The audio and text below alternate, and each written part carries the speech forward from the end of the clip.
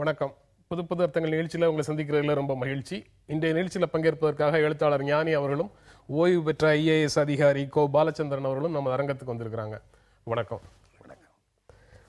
இந்தியாவில் உலகத்தரம் வாய்ந்த தொடக்க கல்வி அளிக்கப்படுகிறது அப்படின்னு சொல்லி ஐநாவோட கல்வி அறிவியல் அமைப்பான யுனெஸ்கோ பாராட்டு தெரிவித்திருக்கிறது அப்படின்னு சொல்லி ஒரு செய்தி இருக்கு. அதனுடைய தொடக்க கல்வி உலகத்தரம் வாய்ந்ததாக இருக்கிறது அப்படின்னு பாராட்டு தெரிவிக்குது. 2000 2015 வரைக்குமான காலகட்டத்தில் கல்வி தொடர்பான யுனெஸ்கோவினுடைய ஆய்வறிக்கை சொல்லக்கூடிய தகவல் அது. ஆனால் இங்கு இருக்கக்கூடிய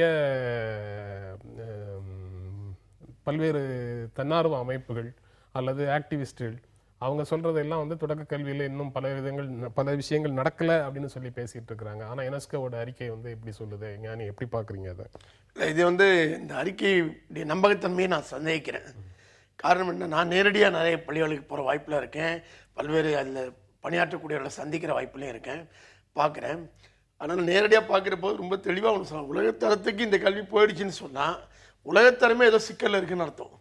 என்ன உலகத்தில் மீதி நாடுகளெல்லாம் தொடக்க கல்வியுடைய தரம் எப்படி இருக்குன்னு நான் ஐரோப்பா சென்ற போதும் அங்கே சில ஆரம்ப பள்ளிக்கூடங்களுக்கு போய் பார்த்தேன், அமெரிக்கா சென்ற போதும் சில ஆரம்ப பள்ளிக்கூடங்களுக்கு போய் பார்த்தேன். தொடக்க கல்வி எப்படி இருக்குன்னு, இங்கே தொடக்க கல்வி எப்படி இருக்குன்னு நமக்கு தெரியும்.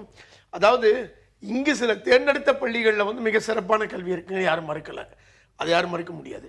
ஆனால் பரவலாக இருக்கான்னு பார்த்தீங்கன்னா பெருவாரியாக பரவலாக கிடையாது.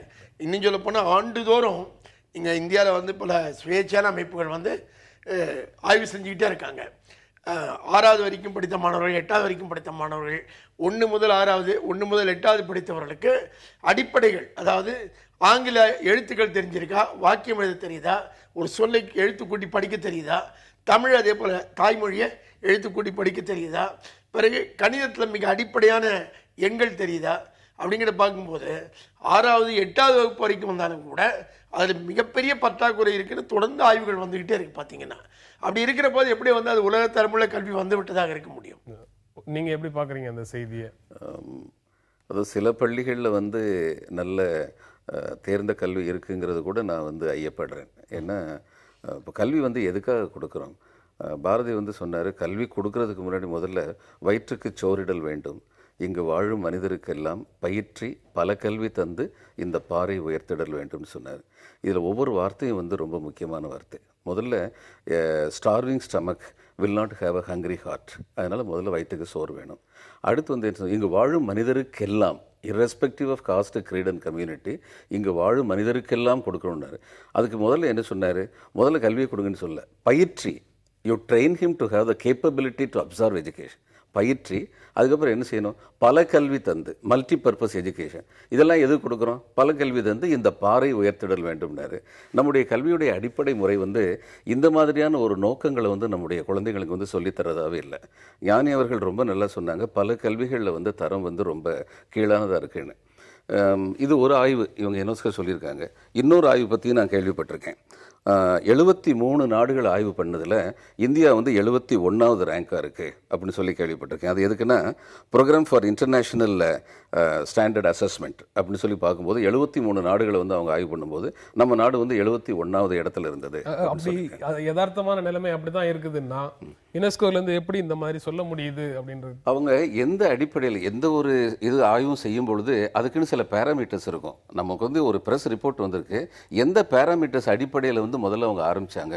அடல்ட் லிட்ரஸிங்கிறத, யூனிவர்சல் எஜுகேஷன்ங்கிறத கையெழுத்து போட தெரிஞ்சா ஒருத்தர் படித்தவர்னு சொன்னாங்க. அதை ஒரு பேராமீட்டர் வச்சுருந்தாங்க. கையெழுத்து போட தெரிஞ்சா படித்தவர்னு சொல்லி எப்படி சொல்ல முடியும்? ஒன்றுமே படிப்பறிவு தெரியாதவர் கூட சில சிம்பிள்ஸை சொல்லி கொடுத்து கையெழுத்து போட வச்சிடலாம். அதனால எந்த பேராமீட்டர்ஸில் சொல்லியிருக்காங்கன்னு தெரியல. நீங்கள் பேராமீட்டர்ஸ் கடந்த 15 ஆண்டுகளில் இந்தியாவில் பள்ளிக்கூடங்களில் இருந்து இடைநிற்கும் மாணவர்களுடைய எண்ணிக்கை 90% குறைந்திருக்கிறது. டிராப் அவுட் குறைஞ்சிருக்குன்றது வேற.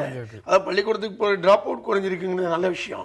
டிராப் அவுட் குறைஞ்சதில் மிகப்பெரிய பங்களிப்பு தமிழ்நாட்டில் சத்துணவு திட்டத்துக்கு இருந்ததுன்னு இப்போ யூனிவர்சலி அக்செப்டட் ட்ரூத். அது அவர் சொன்னார் இல்லையா, வயிற்றுக்கு சோறிட வேண்டும்னு. அந்த வயிற்றுக்கு சோறு கொடுத்து நீங்கள் பள்ளிக்கூடத்துக்கு கொண்டு வரதுங்கிறது இருக்குல்ல, அதை சத்துணவு மூலம் பெருவாரியாக பண்ணியிருக்கேன். ஆனால் டிராப் அவுட் இல்லைங்கிறதும் குவாலிட்டி ஆஃப் எஜுகேஷனுக்குள்ள எங்கே லிங்க் இருக்கு? குவாலிட்டி ஆஃப் எஜுகேஷன் என்னங்கிறதுக்கான பேராமீட்டர் என்ன? டிராப் அவுட் குறைஞ்சிருக்கு, but higher they go drop out அதிகமாயிட்டு தானே இருக்கு. அது மாறல. அதை பற்றி இது சொல்லல. அதை பற்றி சொல்லல. தொடக்க கல்வியில டிராப் அவுட் குறைஞ்சிருக்கிறதுக்கு மிக முக்கியமான காரணம் சத்துணவு. 10வது வகுப்பு வரைக்கும் டிராப் அவுட் குறைஞ்சிருக்குன்னு பார்க்கலாம். 10வது வகுப்புக்கு பிறகு +2க்கு போய் சேர்ற எண்ணிக்கை வந்து டிராஸ்டிக்கா குறைஞ்சிருது அப்படிங்கிறது பல வேறு புள்ளி விவரங்கள் இருக்கு. ஆனா இதுல இல்ல அது இல்ல. இந்த டிராப் அவுட் குறையிறது மட்டுமே விஷயம் இல்ல. டிராப் அவுட் குறைஞ்சதுக்கு மிக முக்கியமான கான்ட்ரிபியூட்டரி ஃபேக்டர் நான் பார்க்கறது தமிழ்நாட்டில் சத்துணவு இன்னைக்கு இந்தியா முழுவதுமே அது விரிவுபடுத்தப்பட்டிருக்கு. பல்வேறு மாநிலங்களில் மத்திய அரசு எடுத்துக்கொண்டு விரிவுபடுத்தி இருக்கு. அது ஒரு முக்கியமான ஃபேக்டர். ஆனா அது பள்ளிக்கூடத்துக்கு வராங்க குழந்தைங்க, வரவங்க நிலைமை என்ன? அப்புறம் பல பள்ளிகள் மூடப்பட்டுக்கிட்டே இருக்கு. இன்னொரு பக்கம் பார்த்தீங்கன்னா, அதாவது நம்ம வந்து இவங்க எந்த பள்ளிகளை பார்த்தாங்கன்னு எனக்கு புரியல. தனியார் துறையில் இருக்கிற மேட்டுக்குடியினர் படிக்கிற பள்ளிகள் மட்டுமே பார்த்துட்டு இவங்க ஸ்டடி ரிப்போர்ட்டுக்கு வந்தாங்கன்னு தெரியல. நம்முடைய 80% ஆஃப் த ஸ்கூல்ஸ் வந்து நமக்கு அந்த சிஸ்டத்துலேயே இல்லை. பெருவாரியான பள்ளிக்கூடங்கள் வந்து அரசு பள்ளிக்கூடங்களும் நகராட்சி உள்ளாட்சி பள்ளிக்கூடங்கள் தான் இருக்கு. அவையெல்லாம் எப்படி இருக்குன்னு பார்க்கணும்ல. அந்த நிலைமை. நீங்க இந்திய அரசு சார்பாக வேலை பார்த்துருக்கிறீங்க, மேற்கு வங்கத்திலையும் பணியாற்றி இருக்கிறீங்க. அங்க வந்து மேற்கு வங்கத்துல தொடக்க கல்வி அந்த மாதிரி விஷயங்கள்லாம் எப்படி இருக்குது? இல்லை, மேற்கு வங்கத்தில் ஸ்கூல் எஜுகேஷன் வரைக்கும் அவேர்னஸ் விழிப்புணர்வு ரொம்ப ரொம்ப அதிகமாக உண்டு. கிராமங்கள்லாம் போய் பார்த்தீங்கன்னா கூட ஆசிரியர்கள் வந்து கண்டிப்பாக வரணும் அப்படிங்கிற ஒரு கட்டாயம் அங்கே இருக்கிறது. ஏன்னா அது வந்து பொதுமக்களுடைய விழிப்புணர்வு. ஆசிரியர்கள் வந்து சும்மா வந்துட்டு கொஞ்ச நேரம் இருந்துட்டு போயிட முடியாது. அவங்களுக்கு +10th கிளாஸு +2லாம் அந்த ஸ்டேட் சிலபஸை வந்து பார்த்தோம்னா நமக்கு கொஞ்சம் பயமாக இருக்கும். இந்த அளவுக்கு வந்து மாணவர்கள் மேலே திணிக்கணுமா அப்படிங்கிற அளவுக்கு இருக்கும். அங்கேருந்து வர்ற பையங்க வந்து நான் பார்த்துருக்கிறேன். என்னுடைய சக அதிகாரிகளுடைய பையங்க வந்து 10வது வகுப்பு வரைக்கும் டெல்லியில் இதில் மேற்கு வங்கத்தில் படிச்சிருப்பாங்க. +2க்குன்னு டெல்லியில் வரும்போது மற்ற பையங்களை விட அனாயாசமாக இவங்க வந்து ரொம்ப நல்லா வந்து பண்ணுவாங்க. ஆனால் ஒரே ஒரு பிரச்சனை என்னென்னா, உங்களுடைய கல்வி திட்டத்திலே வந்து கல்வி திட்டம் வந்து சில பொது நோக்குகளை வந்து சொல்லிக் கொடுக்குறதா இருக்கணும். அது வந்து மைய அரசுலையும் சரி மாநில அரசுகள்லையும் சரி அப்படிப்பட்ட ஒரு கல்வி முறை வந்து மதன் மோகன் மாளவியா வந்து ஒரு 100 வருஷத்துக்கு 150 வருஷத்துக்கு முன்னாடி சொன்னார். we are having a purposeless, moralless, unprincipled and baseless education சொல்லி சொன்னார். அதில் வந்து ரொம்ப அதிகமான மாறுதல்கள் இன்றைக்கி வரல. இன்னும் சொல்லப்போனால் மெனிட் ஆன் இந்தியன் எஜுகேஷன் அப்படின்னு தாமஸ் பெபிங்டன் மெக்காலே அந்த காலத்தில் வந்து சொன்னது என்ன சொன்னார்னா, we should produce a class of persons, Indians in blood and color, but Indians in blood and color, but English in taste, morals, etc. சொன்னார். நம்முடைய அருமையான கல்வி திட்டங்கள் வந்து இந்த நாடுகளில் நம்முடைய மாநிலங்களில் வந்து இருந்தது. ஊவே சாமிநாதையர் வந்து தன்னுடைய வாழ்க்கை சரிதத்தை சொல்லும்போது திண்ணை பள்ளிக்கூடத்துக்கு எப்படி போனோம், காலையில் எத்தனை மணிக்கு எந்திரிச்சு போனோம், எப்படியெல்லாம் சொல்லிக் கொடுப்பாங்க, என்னெல்லாம் சொல்லிக் கொடுப்பாங்க அப்படிங்கிறத கேட்கும் பொழுது நமக்கு தெரியுது நம்முடைய இன்றைய கல்வி முறை வந்து ரொம்ப மாற வேண்டியிருக்கு. நமக்கு அடிப்படை சரியில்லாமல் மேலே வந்து ரொம்ப பிரமாதமாக வர முடியாது. நீங்கள் தொடக்க உயர்நிலை வகுப்புகளை பொறுத்த வரைக்கும் மாணவர்களுக்கு இணையாக மாணவிகளும் இருக்காங்க அப்படிங்கிறது ஒரு பேராமீட்டராக சொல்கிறாங்க. அது ஓரளவு அதாவது அட்மிஷன் ஸ்டேஜில் எல்லாரையும் சேர்த்துறாங்க. அதன் பிறகு தொடர்ந்து அவங்க எவ்வளோ வருஷம் படிக்கிறாங்க, எப்போ ட்ராப் அவுட் ஆகிறாங்க, எப்போ சைல்டு மேரேஜுக்குள்ளே தள்ளப்படுறாங்க, பிற்படுத்தப்பட்ட மாவட்டங்கள்லாம் பார்த்தீங்கன்னா எப்போ தள்ளப்படுறாங்க அப்படிங்கிற அதெல்லாம் சேர்த்து பார்க்கணும். இதை வந்து தனியாக ஐசோலேஷனில் அதை மட்டும் பார்க்குறதுல அர்த்தமே இல்லை. அது நல்ல விஷயந்தான். இன்றைக்கி வந்து நிறைய பெருவானியானவில் அந்த இடத்துல ஈக்குவலாக ஆண் பெண் இருவருமே கல்வி பயில வர்றாங்கிறது உண்மை. ஆனால் என்ன கல்வி கிடைக்குது, அந்த கல்வியுடைய தரம் எப்படி இருக்குன்னு பார்த்தீங்கன்னா அதுதான் சர்ச்சைக்குரியது. அது இன்னொரு இது வந்து மழலை கல்வியில் சர்வதேச தரத்தை 47% நாடுகள் எட்டியிருக்கு. இந்தியா உள்ளிட்ட 8% நாடுகள் அதை நெருங்கும் நிலையில இருக்குன்னு சொல்றாங்க. அவங்க என்ன தரம் சொன்ன மாதிரி அந்த பாராமீட்டரே தெரியல. மழலை கல்விங்கிறதே என்ன இல்லைங்க, மழலை கல்விங்கிறதே வந்து இந்த ஃபின்லாண்டுன்னு ஒரு நாடு இருக்குது. அந்த நாட்டில் வந்து 7வது வயசு வரைக்கும் குழந்தைகள் வந்து பள்ளிக்கூடத்துக்கு போகிறதில்ல. அதுக்கப்புறம் வந்து 9வது வகுப்பு வரைக்கும் அவங்களுக்கு தேர்வுகள் கிடையாது அந்த நாட்டில். அந்த நாட்டுடைய வெளியுறவு அதிகாரி ஒருத்தர் டெல்லியில் வந்து நான் பணிபுரிந்துக்கிட்டு இருந்த பொழுது என்னுடைய வீட்டுக்கு வந்த பொழுது நான் அவர்கிட்ட கேட்டேன், என்ன உங்கள் நாட்டில் வந்து குழந்தைங்க 7வது வகுப்பு வரைக்கும் படிக்கிறதே கிடையாதுன்னு சொல்லி கேட்டேன். அது ரொம்ப அழகாக சொன்னார். இல்லை, படிக்கிறாங்க, மரங்களை பார்க்கிறார்கள், இலைகளை பார்க்கின்றார்கள், அருவிகளை பார்க்கின்றார்கள், நீர்நிலைகளை பார்க்கின்றார்கள், நாங்கள் 4 சுவர்களுக்குள் அடைத்து வைப்பதில்லை அப்படின்னு சொல்லி சொன்னார். அது ரொம்ப முக்கியமான வார்த்தை நினைக்கிறேன். இவங்க இன்டர்நேஷ்னல் சொல்கிறது ஒரு குறிப்பிட்ட வகுப்புக்கு பலன் தர வேண்டும் என்பதற்காக உலக அளவிலேயே இப்படித்தான் கல்வி முறை இருக்க வேண்டும், இப்படித்தான் ஃபார்மசிட்டிகள் இருக்க வேண்டும்லாம் இன்னும் கொண்டு வந்திருக்காங்க. அந்த இதுக்குள்ளே வச்சு பார்த்தோம்னா நம்முடைய கல்வி முறை வந்து அந்த தரத்தை எட்டிருச்சுன்னு சொல்லலாம். ஆனால் இங்கே வினா என்னென்னா, அது தரமா, அதுதான் தரமா அப்படிங்கிறதே பெரிய வினா. இந்த இன்டர்நேஷ்னல் ஸ்கூல்ஸில் இருக்கக்கூடிய பாடத்திட்டத்தின்படி வர்றவங்களை மட்டும்தான் அவங்க சொல்றாங்க. அதுக்கு அதான பொருள்? இல்லை முதல்ல அவங்க என்ன பேராமீட்டர்ஸ் சொல்லியிருக்காங்கன்னு இந்த ரிப்போர்ட்ல நமக்கு தெரிய வரல. யுனெஸ்கோ அறிக்கையை விரிவாக படித்தோம்னா அவங்க சொன்ன மாதிரி என்ன அளவுகோல் வச்சுக்கிட்டாங்கன்னு தெரியலாம். ஆனால் இதில் இருக்கிறபடி பார்த்தீங்கன்னா என்ன அளவுகோலாக இருக்கட்டும், அது இன்டர்நேஷ்னல் எஜுகேஷனுக்கு அவங்களுடைய நோக்கங்கள் என்னவாக இருந்தாலும் சர்டன் பேசிக் ஸ்டாண்டர்ட் பேராமீட்டர்ஸ் இருக்க முடியும். அந்த ஸ்டாண்டர்ட் பேராமீட்டர்ஸ்க்குள்ளே வந்துட்டு தான் எப்படி சொல்ல முடியும்னு எனக்கு தெரியல. அப்படி இருந்தால் நம்ம ஏன் பள்ளிக்கூடங்களை மூடுறோம்? நீங்கள் பல ஊர்களில் போய் பார்த்தீங்கன்னா இன்னைக்கு அரசு பள்ளிக்கூடங்கள் வந்து பெரிய கட்டடங்கள் கூட இன்னும் கூட இருக்குது. ஆனால் உள்ள ஆட்கள் எண்ணிக்கையே இல்லை. ஏன் எண்ணிக்கையே இல்லாமல் இருக்காங்க? இந்த கேள்வி வருது இல்லை? ஆமா, நீங்க போதுமான மாணவர்கள் சேரவில்லை அப்படின்னு சொல்லி பள்ளிக்கூடங்களை மூடுற செய்திகளும் வந்துகிட்டே தான் இருக்கு. பல சென்னை நகரத்தில் வந்து பார்த்தீங்கன்னா நீங்க நகரத்துக்குள்ள ஆற்றோரம் குடியிருந்த தழைப்பாலில் குடியிருந்த மக்கள் பூராவி இங்கேருந்து அகற்றி கண்ணகி நகருக்கு செம்மஞ்சேரிக்கு துரத்தின போது அதில் முதல்ல நடந்த விஷயமே அந்த குழந்தைகள் கல்வி தான் பாதிக்கப்பட்டது. செம்மஞ்சேரிக்கு போன குடும்பங்கள் அத்தனையும் சிந்தாரிப்பேட்டையிலையும் புதுப்பேட்டையிலையும் இந்த பகுதியெல்லாம் குடியிருந்தாங்க. அங்கெல்லாம் மாநகராட்சி பள்ளிகள் மூடப்பட்டன. ஏன்னா இந்த குழந்தைகள் படிச்சுட்டு இருந்த பள்ளி அவங்களுக்கு இப்போ பள்ளி இல்லை, இந்த பள்ளிக்கு வர ஆள் இல்லை, இந்த பள்ளி மூடினாங்க. போன இடத்துல பள்ளி இருக்கான்னு பார்த்தீங்கன்னா இதற்கு நிகரான எண்ணிக்கையில் அங்கே பள்ளிகள் அங்கே திறக்கப்படலை. அப்போ இதான் அந்த குழந்தைகள் இங்கே கல்விக்கு போகுது.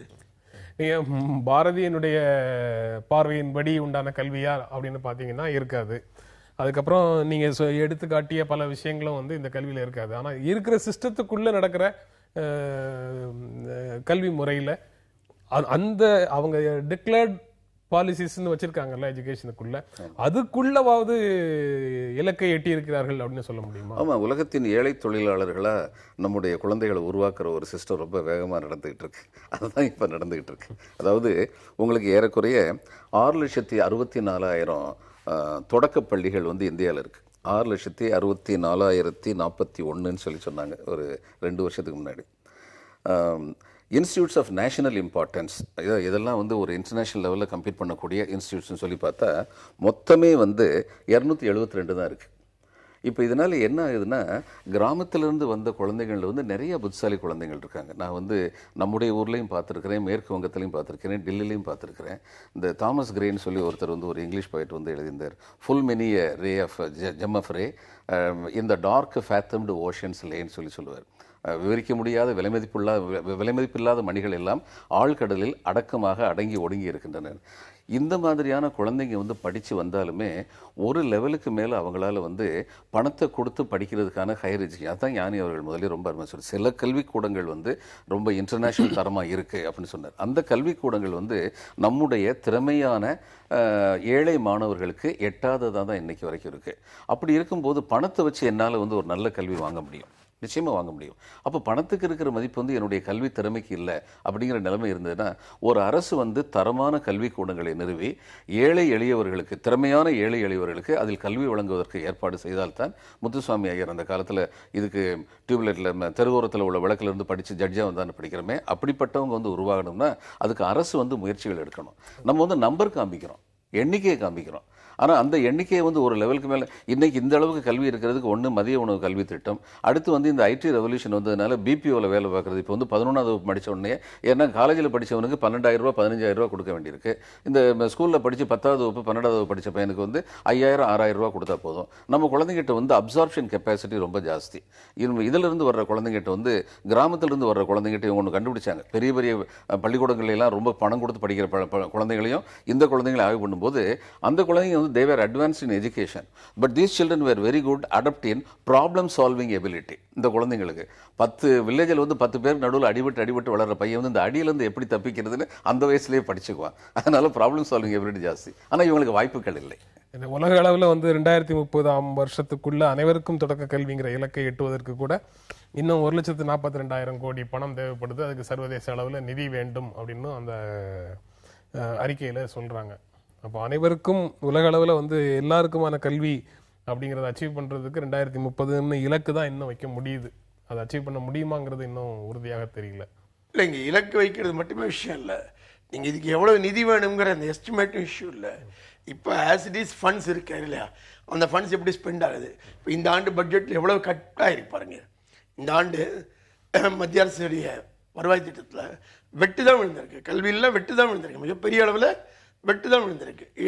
அமௌண்ட்டை குறைச்சது தவிர இருக்கிற அமௌண்ட்டு மத்திய அரசுலேயே ஆகட்டும் மாநில அரசு ஆகட்டும் அது எப்படி செலவிடப்படுதுங்கிறது இருக்குல்ல, அது ரொம்ப முக்கியமான கேள்வியாக இருக்குது. பிறகு மிகப்பெரிய பிரம்மாண்டமான ஊழல் வந்து நமக்கு இந்த துறைகள் எல்லாத்துலேயும் இருக்குது. பார்த்தீங்கன்னா உங்களுக்கு வந்து ஒரு பள்ளிக்கூடம் நடத்த வேண்டும் என்றால் எவ்வளவு பணம் கட்டணும், எவ்வளவு லஞ்சம் கொடுத்தா தான் லைசன்ஸ் கொடுக்க முடியும், லஞ்சம் கொடுக்கலன்னா எப்படி பள்ளிக்கூடத்துக்கு அனுமதியே கிடைக்காது. எனக்கு பல இடங்களில் தெரியும், நலிவுற்ற மாணவர்கள் மத்தியில் போய் வேலை செய்கிறவங்க தொண்டு நிறுவனங்கள் தொடங்கி கஷ்டப்பட்டு நடத்துகிற பள்ளிக்கு அங்கீகாரம் கொடுக்கவோ அரசு அனுமதி கொடுக்கவோ அங்கேயும் லஞ்சம் கேட்கறதுல வந்து எவ்வளோ கடுமையாக இருக்காங்கன்னு எனக்கு தெரியும் நேரடியாக. இந்த சிஸ்டம் அப்படி இருந்துகிட்டு இருக்கிற வரைக்கும் நீங்கள் இந்த பட்ஜெட் இந்த எஸ்டிமேட் இதுக்கெல்லாம் எந்த மீனிங்குமே கிடையாது. தொடர்ந்து பேசலாம். நீங்க முக்கியமான ஒரு ஏரியாவுக்குள்ள வந்திருக்கீங்க. ஒரு நீண்ட அரசு அதிகாரியாக இருந்த அனுபவம் வாய்ந்தவற்ற அது தொடர்பான விளக்கம் கேட்கறதுக்கு இந்த பகுதியில் இப்ப நேரம் இல்லாதனால இப்பவே முடிச்சிடறோம். சென்னை கிரீன் பீஸ் இந்தியா வங்கி கணக்குகள் முடக்கம், பதிவு தற்காலிக ரத்து அப்படிங்கிற தலைப்புல ஒரு செய்தி இருக்கு. சுற்றுச்சூழல் பாதுகாப்பு, அணுவுலை எதிர்ப்பு இதெல்லாம் வலியுறுத்தி இந்தியாவில் பல்வேறு பிரச்சாரங்கள் போராட்டங்கள் நடத்தி வந்த கிரீன் பீஸ் இந்தியா சொசைட்டி அப்படிங்கிற அமைப்பினுடைய பதிவை தற்காலிகமாக ரத்து செய்தும் வங்கி கணக்குகளை முடக்கியும் மத்திய உள்துறை நடவடிக்கை எடுத்திருக்கிறது அப்படின்னு சொல்றாங்க. இந்த நடவடிக்கையை வந்து அந்த அமைப்பு வந்து கடுமையாக கண்டிக்குது, எங்களுடைய குரல் வலையை நெரிக்கிறாங்க அப்படின்னு சொல்றாங்க. நீங்க அந்த செய்தியை எப்படி பார்க்குறீங்க? அதாவது ஆங்கிலத்தில் சொல்லுவாங்க, Jesus wife should be beyond suspicion அப்படின்னு சொல்லுவாங்க. அது மாதிரி அரசை எதிர்த்து நம்ம வந்து ஒரு போராட்டங்கள் இதெல்லாம் நடக்கும்போது நம்முடைய நிலைகள் வந்து மிக மிக சரியாக இருக்க வேண்டும்.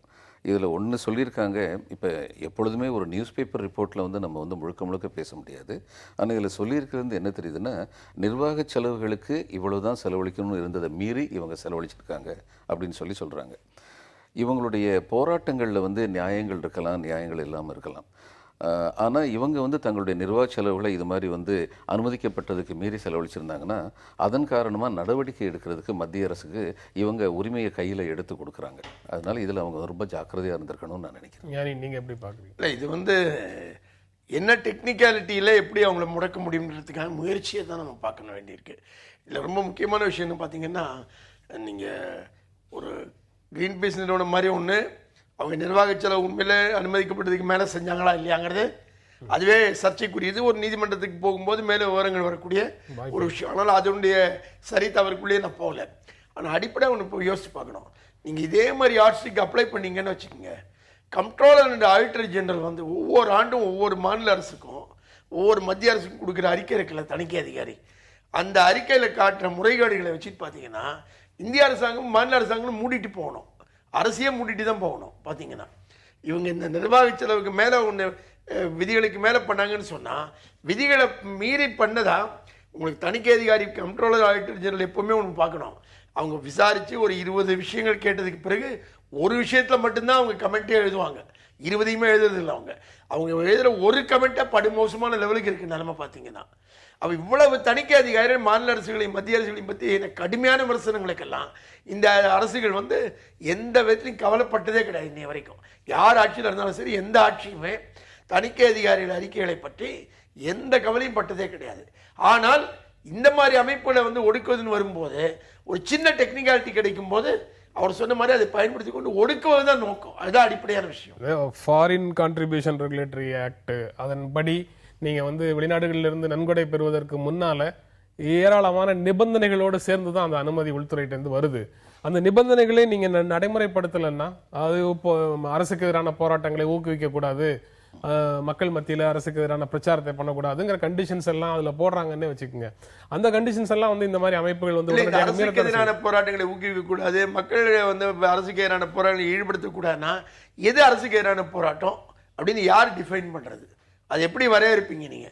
ரொம்ப அடிப்படையில் பார்த்தீங்கன்னா எது வேண்டுமானாலும் அரசுக்கு எதிரான போராட்டம்னு சொல்லிடலாம். நீங்க பார்த்தீங்கன்னா அந்த மாதிரி நிபந்தனைகளை போடத்தானே செய்யறாங்க. என்ன அந்த மாதிரி நிபந்தனைகளை போடுறாங்க.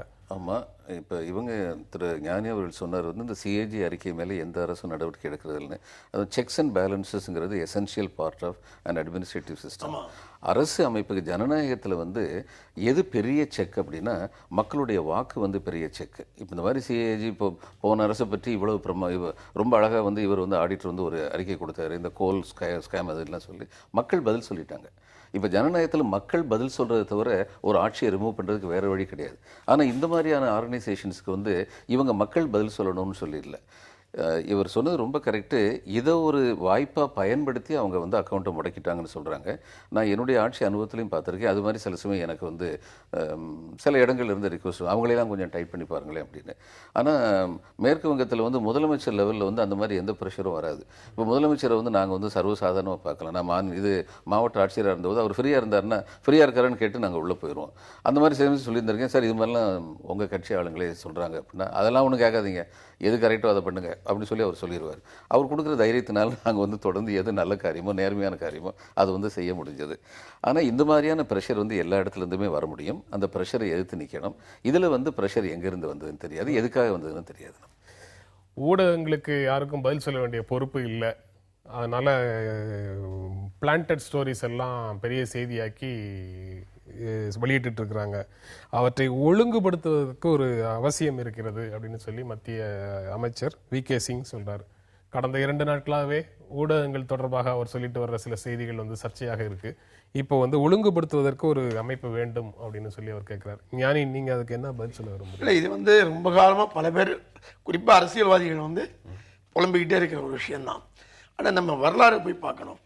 பார்த்தீங்கன்னா ரொம்ப தெளிவாக ஐக்கிய குஜராத் காலத்திலேயே வர்கீஸ் தலைமை, பிஜி வர்கீஸ் தலைமையில் இதுக்காக கமிஷன் நியமித்து அறிக்கை தயார் பண்ணி அமைப்பு உருவாக்கி பிராட்காஸ்டிங் அத்தாரிட்டி ஆஃப் இந்தியான்னு ஒரு ரெகுலேட்டரி பாடி உருவாக்கி பார்லிமெண்ட்டில் கொண்டு வந்து சட்டம் நிறைவேற்றி ஆனால் நடைமுறைக்கு கொண்டு வராமல் வச்சுட்டு நம்ம கிட்டத்தட்ட 20 வருஷத்துக்கு மேலே நடைமுறை கொண்டு வராமல் வச்சுட்டு இருக்கோம்.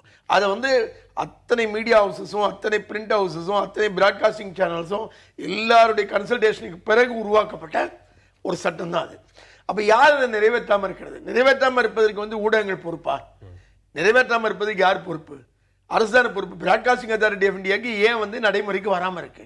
அது ஒரு அடிப்படையான கேள்வி. ரெண்டாவது, எக்ஸிஸ்டிங்காகவே இப்போ இருக்கிற சட்டங்கள் கீழே என்ன ஊடகமோ அல்லது எந்த அச்சு ஊடகமோ யார் என்ன தவறு செய்தாலும் நடவடிக்கை எடுக்க போதுமான சட்டங்கள் ஏற்கனவே இருக்கு. இப்போ இவர் வந்து அதில் சொல்கிற ஒரு கம்ப்ளைண்ட் நான் வந்து முழுக்கவும் ஹோம் மினிஸ்ட்ரி கிட்டே கொடுத்துருக்கேன், அது தேவைன்னா பிராட்காஸ்ட் அசோசியேஷனுக்கு கொடுக்க தயாராக இருக்கேங்கிறாரு. அது பிரைமா ஃபேசி ஹோம் மினிஸ்ட்ரி கிட்ட கொடுத்ததில் அடிப்படைகள் இருக்குன்னா இந்திய சட்டங்கள் கீழே நடவடிக்கை தாராளம் எடுக்கலாமே. இந்த தற்காலிகமாக சைபர் ஆக்ட் கீழே இருந்த 66A கீழே எப்படி எவ்வளோ நடவடிக்கை கடுமையாக கண்ணாபின்னு எடுத்துக்கிட்டு இருந்தாங்க. அப்போ ஏற்கனவே இருக்கிற சட்டங்கள் கீழே நடவடிக்கை எடுக்கல, என்ன பிரச்சனை இருக்கு? எடுக்கல.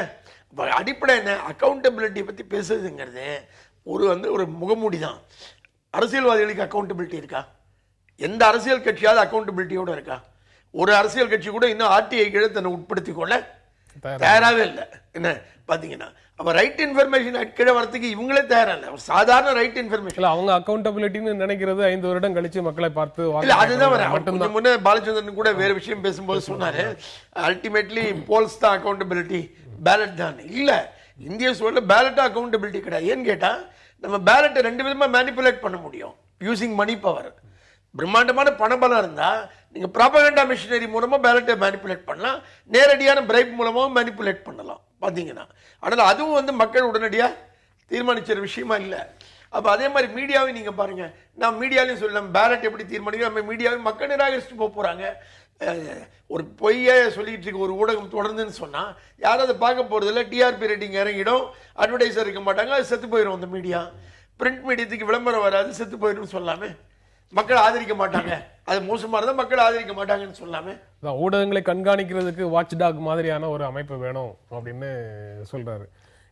இதற்கு பின்னால என்ன இருக்க முடியும் அப்படின்னு தோணுதுன்னா, ஏற்கனவே மீடியாக்கள் வந்து பல மீடியாக்கள் வந்து வாட்ச் டாக் மாதிரி அரசை கண்காணிக்கிறதுனால இதை கண்காணிக்கிறதுக்கு ஒரு வாட்ச் டாக் வேணும் அப்படின்னு நினைக்கிறாரோ அப்படிங்கிற ஒரு எண்ணம் வருது. இவங்க மீடியாவை வந்து தங்களுடைய லேப் டாக்காக வச்சுக்கணும்னு நினைக்கிறதுனால அதை கண்காணிக்கிறதுக்கு ஒரு காவல் அமைப்பு வேணும், ஒழுங்குபடுத்துறதுக்கு ஒரு அமைப்பு வேணும் அப்படின்னு நினைக்கிறாங்களோன்னு ஒரு எண்ணம் வருது. நீங்க எப்படி பாக்குறீங்க? இல்லைங்க, இதை பார்க்கும்போது எனக்கு 2 குறள் ஞாபகத்துக்கு வருது. வள்ளுவர் வந்து சொன்னார், இடிப்பாறை இல்லா ஏமரா மன்னன் கெடுப்பார் இலானும் கெடும். அதனால நல்ல அட்வைசர் இல்லைன்னா சரி, அந்த நாட்டு மன்னன் வந்து அதில் நாட்டு ஆட்சி வந்து நிச்சயமாக குட்டிச்சவராக போயிடும். இது இவருக்கு பாவம் தமிழ் தெரியாது, அதனால தமிழ் தெரிஞ்சவங்க இதை சொல்லி கொடுத்தா நல்லாயிருக்கும். இன்னொன்று, யாகாவார் ஆயினும் நாகாக்க காவாக்கால் சோகாப்பர் சொல்லிழுக்கப்பட்டு இன்றைக்கி இந்த கதியில் தான் அவர் இருக்கிறார். பெரிய இடத்துல உள்ளவங்க வந்து ரொம்ப நிதானமாக பேசணும். இவருடைய பேச்சும் நிதானமா இல்லை, அவருடைய கருத்தும் வந்து சரியானதா இல்லை. ஊடகங்கள் மேல இவங்க கண்ட்ரோல் கொண்டு வந்துட்டாங்க. ஊடகங்களை வந்து கண்ட்ரோல் பண்றது வந்து ரொம்ப கஷ்டமான காரியம் இல்லை. இந்தியாவுடைய நிலைமையில வந்து அவங்களுக்கு நிதி பற்றாக்குறை ஏற்படுத்தலாம், பேங்க் லோன் கொடுக்காம இருக்கலாம், எத்தனை விதத்தில் இடைஞ்சல் பண்ண முடியும். அப்படி இடைஞ்சல்கள்லாம் மீறி அவங்க இன்னைக்கு வந்து இது பண்ணிட்டு இருக்காங்க, வாழ்ந்துகிட்டு இருக்காங்க, மக்கள்கிட்ட வந்து தங்களுடைய கருத்துக்களை சொல்லிட்டு இருக்காங்க. இன்னைக்கு வந்து அரசு வந்து மக்களுடைய நிலையை பிரதிபலிக்குதா, ஊடகங்கள் மக்கள் நிலையை பிரதிபலிக்கிறாங்கன்னு பார்த்தீங்கன்னா, தப்பானவங்க ஊடகங்கள் இல்லைன்னு சொல்ல, எந்த ஒரு சமுதாயத்திலையும் ஒரு பிரிவு முழுக்க முழுக்க நல்லவர்களை கொண்டதுன்னு சொல்லவே முடியாது. எந்த ஒரு பிரிவிலையும் வந்து கொஞ்சம் புல்லுருவிகள் இருப்பாங்க. ஆனா அதுக்காக இப்ப நம்ம வந்து முழுக்க முழுக்க அரசியல்வாதிகள் அத்தனை பேர் அயோக்கியன்னு சொல்லி அதுல நல்ல கண்ணுவையும் மாயாண்டி பாரதியும் சேர்க்க முடியுமா? அதனால இப்படிப்பட்ட பேச்சுக்களே வந்து தவறான பேச்சுக்கள். ஊடகங்கள், பெரும்பான்மையான ஊடகங்கள் வந்து இன்னைக்கு நிச்சயமா வந்து இந்திய ஜனநாயகத்துக்கு ஆற்ற வேண்டிய மிகப்பெரிய பணியை செய்து கொண்டிருக்கிறார். அவர் வந்து ராணுவத்தின் தலைவராக இருக்கும் காலகட்டத்திலே கூட அவருக்கு எதிராக பல விஷயங்கள் வந்து ஊடகங்களால கையாளப்பட்டது அப்படிங்கிற இடத்துல இருந்து தான் அவர் இந்த மாதிரி விஷயங்களை சொல்றாரு. அவருக்கு எதிராக சொல்லப்பட்டது கிரீவன்ஸ் இருந்தா அதுக்கு எக்ஸிஸ்டிங் மெக்கானிசம் இருக்கு, இருக்கிற சட்டங்களுக்கு அவர் அதுக்கான தீர்வை தேட முடியாதுன்னு சொல்ல. அவர் தனிப்பட்ட முறையில் எனக்கு வந்து அவங்க செஞ்சிருக்கிறது தப்பு அப்படின்னா அது தாராளமாக ஒரு நடவடிக்கை எடுக்க முடியும், அது யாரும் தடுக்கவே முடியாது. ஆனால் நடவடிக்கை எடுக்கிறதுக்காக நான் வந்து உள்ளுத்துறை அமைச்சகத்துக்கு போய் பெட்டிஷன் கொடுத்தா அவங்க நடவடிக்கை போன கவர்மெண்ட் வந்து நடவடிக்கை எடுக்கவில்லை. சரி, இது அவருடைய அரசு தானே, இப்ப நடவடிக்கை எடுக்கட்டுமே. அதாவது அவருக்கு எதிரான கருத்துக்கள் வேற, அவருக்கு எதிரான தவறான கருத்துக்கள் வேற. இப்ப அவருக்கு எதிராக ஒரு கருத்து இருக்கு, அது சரியான கருத்தா இருந்தா சொல்லக்கூடாதா? அவர் வந்து அதை வந்து நிரூபிக்கட்டும், எனக்கு எதிராக சொல்லப்பட்ட கருத்துக்கள் தவறானவே நிரூபிக்கட்டும். அது வந்து பிளான்டட் ஸ்டோரிஸ்னு சொல்றாரு. அதை இல்லை, all stories are planted by some party or other. அப்படி பார்த்தீங்கன்னா உலகத்தில் வெஸ்டர்ன் இன்ட்ரெஸ்ட்னு யாருக்கு இல்லை. தினசரி பத்திரிகையில் வர செய்திகள், பெரும்பாலான செய்திகள் அரசு பிளான் பண்ண ஸ்டோரிஸாக தானே இருக்கு. அதிகாரப்பூர்வமான ப்ரெஸ் நோட்லேருந்து பிளான்டட் ஸ்டோரிஸாக தானே இருக்க முடியும். ஆனால் பிளான்டட் ஸ்டோரிஸ்ங்கிறது இருக்குல்ல, அது பை இட் செல்ஃப் ஒரு விஷயம் இல்லை. சோர்சஸ் எங்கே இருக்குது? அப்புறம் அவர் சொல்கிறார், இதுக்கெல்லாம் சோர்சஸ்லாம் நீங்கள் சொல்லியிருக்கேங்கிறாரு. சோர்சஸை ரிவீல் பண்ணக்கூடாதுங்கிறத பத்திரிகையுடைய தர்மம். எப்படி வந்து அந்த சோர்சஸ் மேலே நீங்கள் நடவடிக்கை எடுக்க முடியும்? நீங்க அந்த மாதிரி நிலையில இருக்கும்போது தான் அவங்களுக்கு வந்து நடவடிக்கை எடுக்கிறதுக்கு எந்த விதமான வழிமுறையும் இல்லை. நடவடிக்கை அவதூறு இருந்தாலும் உண்மைக்கு புறம்பாக இருந்தாலும் நடவடிக்கை எடுக்க முடியும். அப்போ அவதூறு இருக்குன்னு நீங்க நிரூபிக்கணும், உண்மைக்கு புறம்பா இருக்குன்னு நிரூபிக்கணும். அந்த ரெண்டையும் அவர் நடவடிக்கை எடுக்கல, அதுக்கு நடவடிக்கை அவர் எடுக்கவே இல்லை. சரி, நீங்க அரசும் வந்து இந்த ஒழுங்குபடுத்தக்கூடிய அமைப்பை சட்ட ரீதியாக நடைமுறைப்படுத்துறதுக்கு வரல அப்படின்னு சொன்னா, அது காரணம் பிராட்காஸ்டிங் அத்தாரிட்டி அட்டானமஸ் பாடியா இருக்கணும்னு சொன்னது. கண்ட்ரோலர் அண்ட் ஆடிட்டர் ஜெனரல் எப்படி ஒரு அட்டானமஸ் கான்ஸ்டிடியூஷனல் பாடியா இருக்கோ, அதே மாதிரி பிராட்காஸ்டிங் அத்தாரிட்டி அட்டானமஸ் பாடியா இருக்கணும். இது அட்டானமஸ் பாடியா இருக்கிறதுங்கிறதுல வந்து அரசுக்கு உடன்பாடு இல்லை. ஆனால் தான் அது வந்து வேண்டா விருப்பா வச்சுக்கிட்டு இருக்காங்க. ஏன்னா அட்டானமஸ் ஆகிட்டா அரசுடைய கண்ட்ரோலில் இருக்க முடியாமல் போயிடும். இப்போ இன்னும் கூட தணிக்கை அதிகாரியை வந்து எந்த அரசாங்கம் இன்னும் கண்ட்ரோல் பண்ண முடியாமல் இருக்குல்ல. எலெக்ஷன் கமிஷன் இவங்களால ஒரு கட்டத்தில் கண்ட்ரோல் பண்ண முடியாமல் இருக்குல்ல. அந்த அங்கே கையை விட்டு அது போயிடக்கூடாதுங்கிற பயத்தினால தான் இதை வந்து கொண்டு வராமல் இருக்காங்க. இவங்க தங்கள் கைக்கு உட்பட்ட ஒரு அத்தாரிட்டி வேணும்னு நினைக்கிறாங்க. தங்க கைக்கு உட்பட்ட அப்படின்றது வந்து எவ்வளவு தூரம் நடைமுறை சாத்தியமானது அப்படிங்கிறது இருக்கு. ஆனா ஊடகங்களுக்கு ஒரு ஒழுங்குபடுத்தக்கூடிய ஒரு அமைப்பு அவசியம் தேவை அப்படிங்கறத நீங்க உணர்றீங்களா? அந்த மாதிரி நான் உணர்றேங்க. ஆனா அந்த ரெண்டு விஷயம் இருக்கு இதுல. அதாவது ஒண்ணு வந்து எதை கண்ட்ரோல் பண்ணணுமோ அதை இன்னும் அரசு வந்து நோக்காமல் இருக்கிறது. உதாரணமாக அமெரிக்கா போல மேற்கு ஐரோப்பாவில் உள்ள எல்லா ஜனநாயக நாடுகள்லையும் வந்து ஒரு அமைப்பே அல்லது ஒரு தனிநபரே ஒன்றுக்கு மேற்பட்ட ஊடகங்களை வந்து கையில் வச்சிருக்க கூடாதுங்கிறதுல ரொம்ப ஸ்ட்ரிக்டாக மொனாப்பலி இருக்கக்கூடாதுன்னு. நம்ம இதில் அதை வந்து சரியாக செய்ய மாட்டேங்கிறாங்க. இப்போ நீங்கள் ஊடகங்களை வந்து வசதியானவங்களே இந்த ஊடகங்களை எல்லாத்தையும் டேக் ஓவர் பண்ணுற அளவுக்கு நீங்கள் வந்து வெட்டுருவீங்க. அடுத்தது அதில் வந்து கோயங்கா மாதிரி ஒருத்தர் வந்து இஷ்டப்பட்டதை எழுதுப்பான்னு சொல்லிட்டாருன்னா அப்படி எழுதுறதெல்லாம் தப்புன்னு சொல்லுவீங்க. அப்படின்னா எதை செய்யணுமோ அதை செய்யறதில்லை, எதை செய்யக்கூடாதோ அதை செய்யறதுக்கு முனைப்பு காட்டுறாங்க அப்படின்னு தான் பார்க்க வேண்டியிருக்கு. நீங்க எதை வேண்டுமானாலும் எழுதலாம் அப்படிங்கிற மாதிரி உணர்வோடு இருக்கக்கூடிய ஊடகங்களை, எதை வேண்டுமானாலும் ஒளிபரப்பலாம் அப்படின்னு இருக்கக்கூடிய ஊடகங்களை கட்டுப்படுத்துவதற்கு அமைப்பு ஒன்று தேவையா தேவையில்லையா? நீங்க பிராட்காஸ்டிங் அத்தாரிட்டி கண்டிப்பா தேவை. ஏற்கனவே press council of India already இருக்கு. இந்த அமைப்பை நீங்க வலுப்படுத்தலாம். இன்னும் சொல்ல போனா இது யார் சார்பாக வலுப்படுத்த வேண்டும்ங்கிறது இருக்குல்ல. விகே சிங் போல இந்த அதிகார அமைப்புல உச்சத்தில் அதிகாரத்தை கையில் வச்சிருக்கிறவங்க சார்பாக அமைக்க இதை வலுப்படுத்த வேண்டியில்லை. சாதாரண மக்களுக்கு தான் இந்த பெரிய பிரச்சனை இருக்கு. நீங்க இப்ப சோசியல் மீடியா மாதிரி ஒன்றத்தில் பார்த்தீங்கன்னா ஒரு 5 அரசு பள்ளி மாணவிகள் வந்து எல்லாம் கையில் கூல்ட்ரிங்க் வச்சுட்டு ஒன்றா உட்காந்து இருந்தாங்கன்னா அதை மார்பிங் பண்ணிட்டு கூல்ட்ரிங்க் பூராமே பேர் பாட்டில் மாற்றிட்டு ஒரு ஃபோட்டோகிராஃப் சர்க்குலேட் ஆகிட்டே இருக்கு. 5 மாணவிகள் படமும் கையில் எல்லாருமே வந்து அவங்க ஆல்கஹால் வச்சிருக்க மாதிரி ஒரு போட்டோவோட மார்பிங்கில் போயிட்டு இருக்கு. அந்த 5 சாதாரண மாணவிகளுடைய நிலைமை என்ன இருக்குல்ல, அதுக்கு தான் நீங்க தீர்வை பத்தி யோசிக்கணுமே ஒழிய உயர்மட்டத்தில் அதிகாரத்தை கையில வச்சிருக்கவங்களுடைய இல்லை, சாதாரண அதிகாரம் இல்லாதவர்களுடைய எதிராக ஊடகத்தில் வரக்கூடியதோ பத்திரிகையில் வரக்கூடியதோ இருக்குல்ல, அதுக்கு எங்க இருந்து தீர்வு இருக்கு? அதை தீர்வை பத்தி தான் யோசிக்கணும். இந்த மெயின் ஸ்ட்ரீம் மீடியாவை கட்டுப்படுத்துறதுக்கு ஒழுங்குபடுத்துறதுக்கு தேவை அப்படின்னு சொல்றாரு. இப்போ அவர் சொன்ன மாதிரி சமூக வலைத்தளங்கள்ல இருக்கக்கூடிய கட்டுப்பாடற்ற பல செயல்களை பார்க்க முடியுது. அதையும் கட்டுப்படுத்துறதுக்கு ஒன்றும் வழி இல்லை. அதன் மூலமாகவும் ஒருவரை அவதூறு செய்யணும்னா அவதூறு செய்துட்டே இருக்கலாம். அந்த 66A இப்போ 66A நம்ம ஆதரிக்கல, அது வேற. அதே சமயத்துல கட்டுப்பாடுங்கிறதும் வந்து ஏதாவது ஒரு வரையறை சரியாக இருக்க வேண்டும் சொல்றோம். வரையறை சரியா. ஆமா, இதுக்கு செல்ஃப் ரெகுலேஷன் தான் வேணும். அதாவது நான் ஒரு அரசு அதிகாரியா இருக்கேன், எனக்கு வந்து இந்த அதிகாரத்தை கொடுத்தா நான் எதுக்காக அதை பயன்படுத்துவேன்? இப்போ இவர் சொன்ன மாதிரி நான் சாமானியர்களுக்காக அதை பயன்படுத்துவேனா?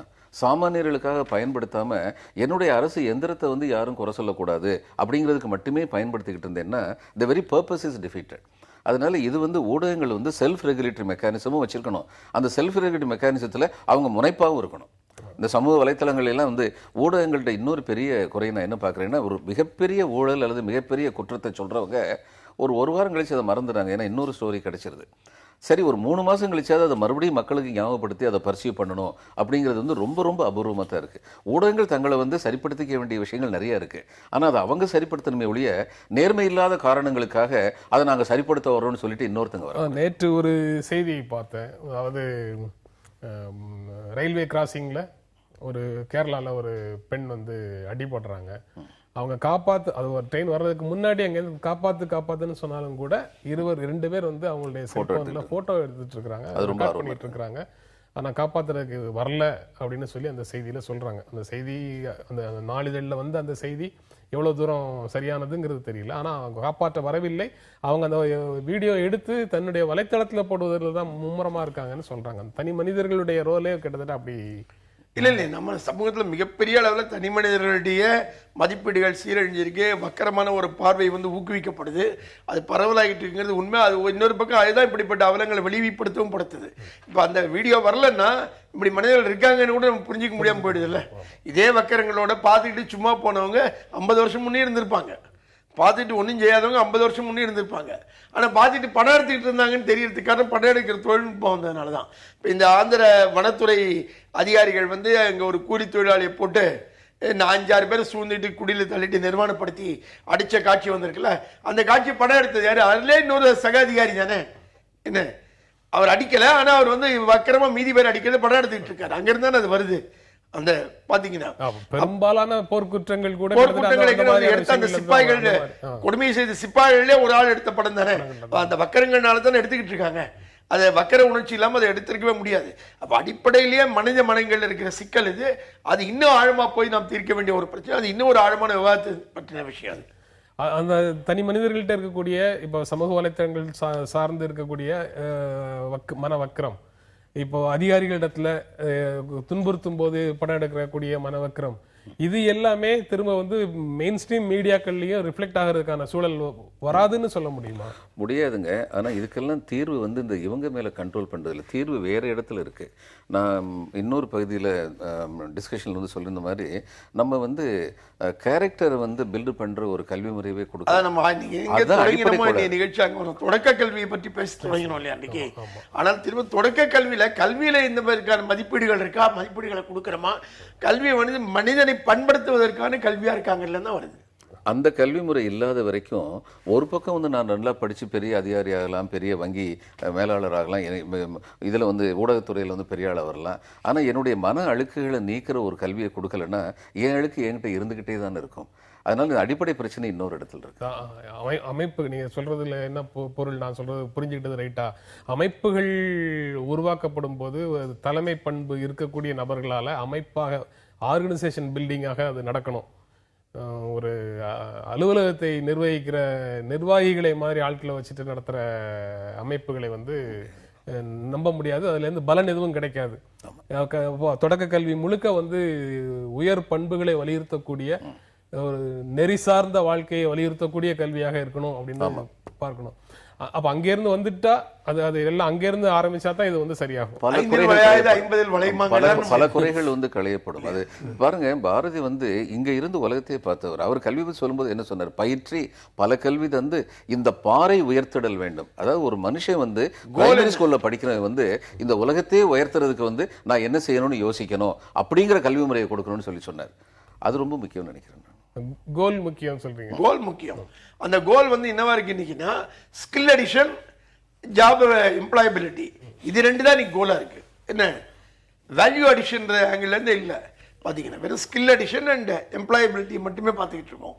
நான் சொன்னேன், உலகத்திற்கு மிக குறைந்த விலையில் அகப்படுகின்ற தொழிலாளர்களை உருவாக்குவதில் இந்தியா முனைப்பு காட்டிக் கொண்டிருக்கின்றது.